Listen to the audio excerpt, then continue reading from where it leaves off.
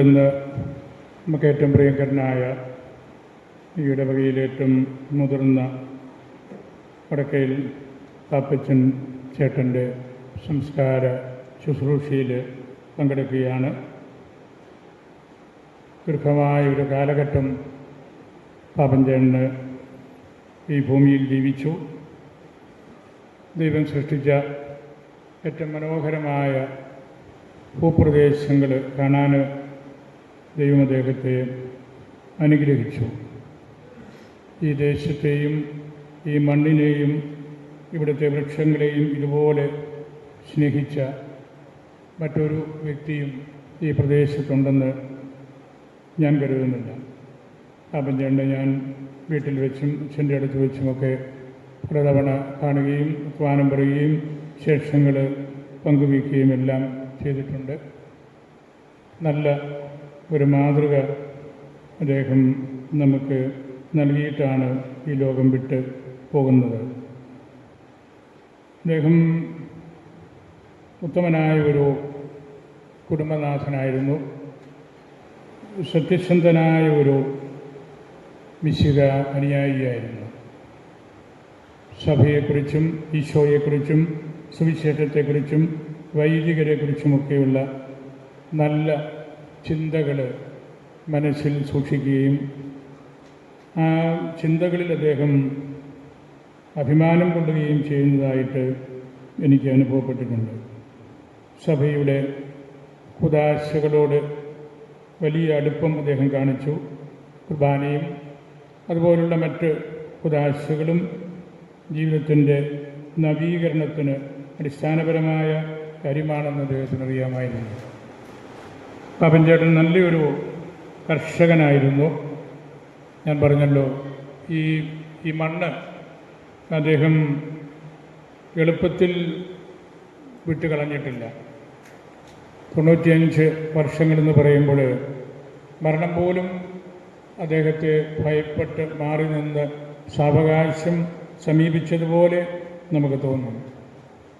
വർത്തമാനത്തിലും പെരുമാറ്റത്തിലും സൗമ്യനും പൊതുസമ്മതനും ആയിരുന്നു. എല്ലാവർക്കും പാപ്പച്ചേട്ടനെ ഇഷ്ടമായിരുന്നു. അത് അദ്ദേഹത്തിൻ്റെ പെരുമാറ്റ ശൈലി കൊണ്ടും സത്യവിശ്വാസം സൂക്ഷിക്കുന്നതിലുള്ള ആ ഒരു കർക്കശ്യം കൊണ്ടുമാണ്. ഈ രാജ്യത്തെ അദ്ദേഹം സ്നേഹിച്ചിരുന്നു. അതിൻ്റെ സ്വാതന്ത്ര്യത്തിന് വേണ്ടിയും അതിൻ്റെ പുരോഗതിക്ക് വേണ്ടിയും തനിക്ക് ഒരു പങ്ക് ചെയ്യാനുണ്ട് എന്നുള്ള ആ ഒരു വിചാരം അദ്ദേഹത്തിന് ഉണ്ടായിരുന്നു. മലയിഞ്ചിപ്പാറ പള്ളിയുടെ പണികൾക്ക് പാപ്പച്ചേട്ടൻ സജീവമായിട്ടുള്ള നേതൃത്വം നൽകിയിരുന്നു. മലയിഞ്ചിപ്പാറ, തകടി, ഇപ്പോൾ ഇവിടം, ഈ പള്ളികളിലൊക്കെ അദ്ദേഹം കമ്മിറ്റിക്കാരനായിട്ടും മറ്റ് കുട്ടികളെ സഹായിക്കുന്ന ആളായിട്ടും സാധിക്കുന്ന കുഞ്ഞു സഹായങ്ങളൊക്കെ വളരെ സാധാരണക്കാർക്ക് കൊടുക്കുന്ന ആളുമായിട്ടുമെല്ലാം അദ്ദേഹം പ്രവർത്തിച്ച് സുവിശേഷം കൂട്ടത്തിൽ കൊണ്ടു നടന്നിരുന്ന ഒരാളാണ്. നന്നായിട്ട് പ്രാർത്ഥിച്ചു. എല്ലാ സന്ധ്യകളിലും അദ്ദേഹം മോക്ഷത്തെക്കുറിച്ച് ഓർത്തിട്ടുണ്ട്. മോക്ഷത്തിലൊരു ഇടം കിട്ടണമേ എന്നതായിരുന്നു ചാച്ചൻ്റെ നിരന്തരമായ പ്രാർത്ഥന. ഈ പ്രകൃതിയെ അദ്ദേഹം സ്നേഹിച്ചു. ദൈവത്തെ സ്നേഹിച്ചതുപോലെ ഈ പ്രകൃതിയെ, ഈ പ്രപഞ്ചത്തെ, ഇവിടുത്തെ വൃക്ഷങ്ങളെ എല്ലാം അദ്ദേഹം സ്വന്തമെന്നതുപോലെ സ്നേഹിച്ച് വളർത്തി. മരണം ഒരു ദൈവവിളിയാണ്. ദൈവത്തിൻ്റെ സ്വരം കേൾക്കലാണ്. 95 വർഷങ്ങൾക്ക് മുമ്പ് ദൈവം കൊടുത്ത ആ ശ്വാസം ഇന്ന് നിത്യാനന്ദത്തിലേക്ക് പ്രവേശിക്കുകയാണ്. അബ്രാഹത്തിൻ്റെ മടിയിലേക്കാണ് അദ്ദേഹം യാത്ര ചെയ്യുന്നത്. അദ്ദേഹം നല്ലൊരു പാഠപുസ്തകമാണ്. നമ്മൾ തുറന്ന് വായിക്കേണ്ട അനേകം മൂല്യങ്ങൾ ആ പുസ്തകത്തിലുണ്ട്. എളുപ്പത്തിൽ പാപ്പച്ചേട്ടനെ ഈ ദേശവാസികൾ, മലയിഞ്ചിപ്പാറക്കാരും തകടിക്കാരും ചെന്നാട്ടുകാരും മറക്കുമെന്ന് ഞാൻ കരുതുന്നില്ല. അത്രമാത്രം അവിടെയുള്ള പൊതുജനങ്ങളോട് ബന്ധപ്പെടുകയും അവരുടെ വിചാരങ്ങൾ കൂടി മനസ്സിൽ എടുത്ത് സൂക്ഷിക്കുകയും എല്ലാം ചെയ്ത ആളാണ്. അപ്രയും പുണ്യവാളൻ്റെ ഒരു പ്രാർത്ഥന ഇതുപോലെയാണ്. ആത്മാവ് പറയുന്ന ഒരു കാര്യത്തെക്കുറിച്ചാണ് അദ്ദേഹം പറയുന്നത്. ആത്മാവ് പറയുന്നു, ശരീരത്തിൻ്റെ ഹോസ്റ്റലിൽ ഞാൻ പാർക്കുകയായിരുന്നു. ഇപ്പോഴിതാ ഗ്രഹനാഥൻ എനിക്ക് ആളയച്ചിരിക്കുന്നു.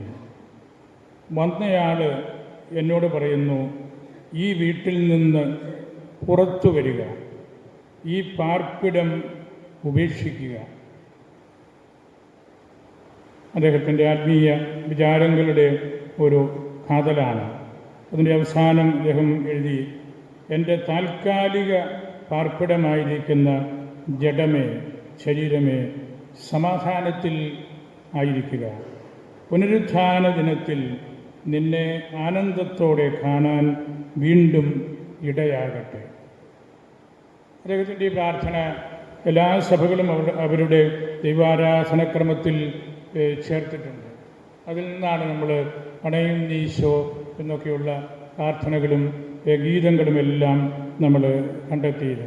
അദ്ദേഹം പഠിപ്പിക്കുന്ന ഒരു കാര്യം, വീട് നമുക്കെല്ലാ സ്വാതന്ത്ര്യവും സംരക്ഷണവും വളർത്തലും ഒക്കെ നൽകുന്നതാണെങ്കിലും വീടിൻ്റെ മറ്റൊരർത്ഥം വിട്ടുകളയേണ്ടത് എന്നാണ്. വീട് വിട്ടുകളയേണ്ടതാണ്, ഉപേക്ഷിക്കേണ്ടതാണ്. ഈ പാർപ്പിടം നമ്മൾ ഇവിടെ വിട്ടുകളയുകയാണ്. ഈ ശരീരം അത് മഹത്വമുള്ളതായിട്ട് കർത്താവിൻ്റെ രണ്ടാമത്തെ ആഗമനത്തിൽ കണ്ടുമുട്ടുമെന്നുള്ള ആ ഒരു പ്രത്യാശയിലും വിശ്വാസത്തിലുമാണ്. കർത്താവിൻ്റെ ദിവസം വരുമെന്നും അവിടുന്ന് മരിച്ചവർക്ക് ശബ്ദം നൽകുമെന്നും അപ്രയം എഴുതിയിട്ടുണ്ട്. വേദപുസ്തകത്തിലും അതാണല്ലോ. ഈശോയുടെ ശബ്ദം കേൾക്കുമ്പോൾ മരിച്ചവരെല്ലാവരും ഉയർത്തെഴുന്നേൽക്കും. ഒരു വ്യക്തി പോലും ജീവൻ പ്രാപിക്കാതിരിക്കുകയില്ല. മരണപ്പെട്ട എല്ലാവരും